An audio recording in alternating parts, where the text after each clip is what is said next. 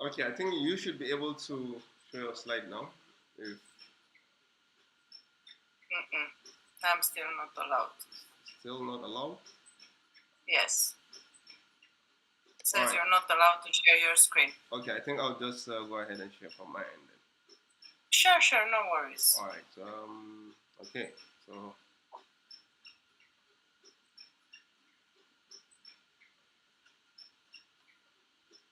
it's gonna come up any moment.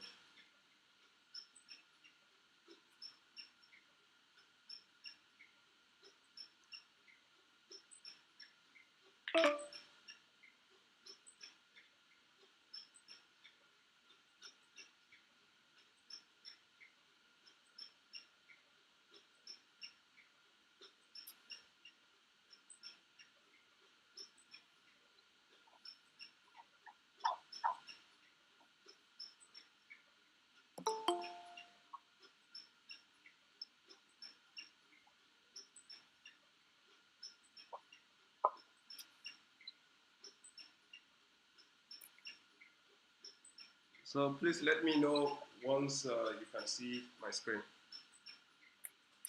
Sure, let's see. I guess once that is set, then we'll start by 10 minutes. That's by 8 p.m. your time. 10 minutes after 8 and 10 minutes after 6 our time. Can you see the screen? Sure. 1 second. Now.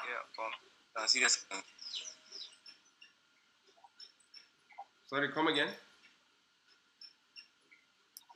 Now it works. You can see the screen from here.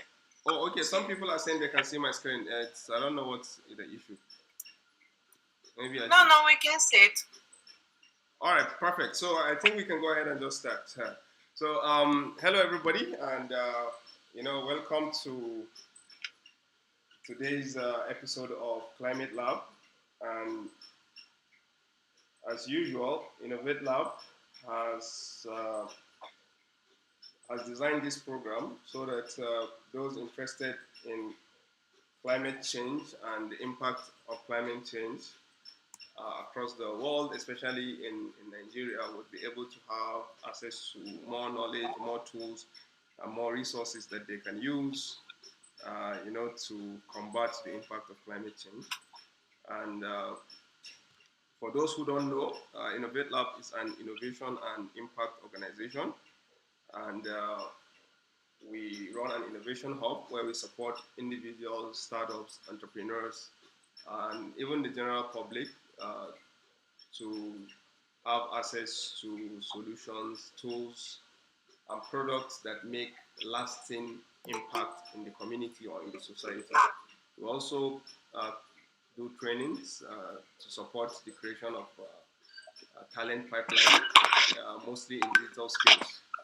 And today, also, we have the Climate Lab initiative, which has three pillars, which is climate innovation, climate adaptation, and climate advocacy. And today's program is a direct program under the Climate Lab initiative. And we have with us a very, very important guest, all the way from Romania, and in the name of Theodora Cristina Akinola, who is a dedicated human rights activist and an environmental advocate. And Theodora is going to take us through a topic that is really interesting, the intersectionality in climate justice, addressing climate change through the lens of diversity and inclusion.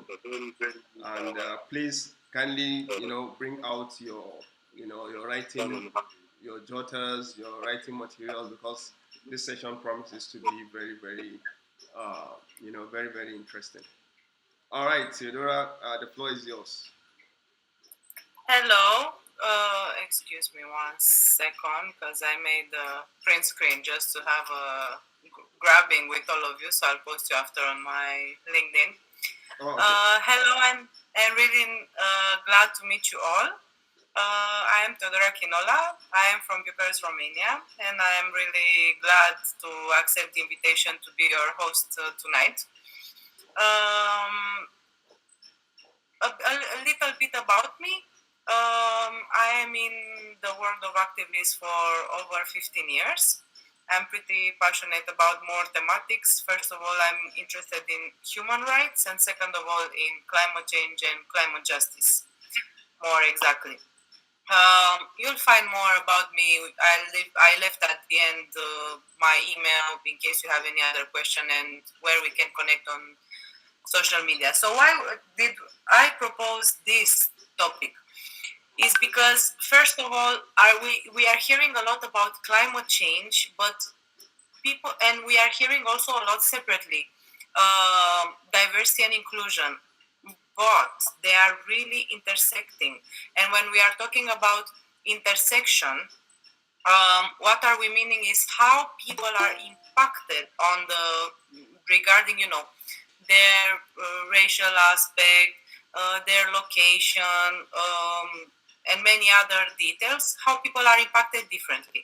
So first of all, I like to ask you if everybody is familiar with the term intersectionality and climate justice, like if you can raise a hand or do a reaction or write in the chat. I mean, if it's very clear, or we should explain it only a bit in the beginning. I think we should start from the beginning, Theodora. Okay, perfect. So let's start with the intersectionality, because this is the first word. So first of all, the intersectionality is a framework for understanding how aspects of a person's social and political entities, for example, the gender, the race, the class, the sexuality, the ability, the political orientation, and so on, how all identities combine and create different modes of discrimination and privilege. As we already know, uh, we are talking a lot of these days about discrimination in privilege from many point of view. Exactly as I mentioned before, the gender, the race, the class, the nationality, the place of provenience, the orientation, and so on. What this does, if it's helping us to see the impacts of climate change that are not uniform. They vary across different populations based on these intersecting identities. Now, when it comes to climate justice, what climate justice does is recognizing that climate change does not impact all communities equally. Especially marginalized groups are impacted, and they are bearing the environmental hazards more, despite being the less responsible for them. As we already know, for example, Africa is a lot impacted as a continent more than maybe other continents, but they are not making most hazards. I mean, they are not. We are not having a lot of fabrics and a lot of all these new inventions that are creating climate disruptions, despite being the last responsible. So, considering intersectionality in climate justice, we acknowledge the importance of inclusivity and equality in our efforts to combat climate change. So what we'll do in the webinar, we'll explore a bit how this intersectionality provides critical insights into climate justice, emphasizing especially the need for diverse and inclusive approaches to develop effective and equitable climate solutions. So let's go a bit, please, further to the next slide. Basically, this is explaining what we said. Let's first continue with understanding the disproportionate impact. First of all, there are people that are more vulnerable than others, because being more vulnerable, it's obviously you'll be more affected. You have less resources, you have less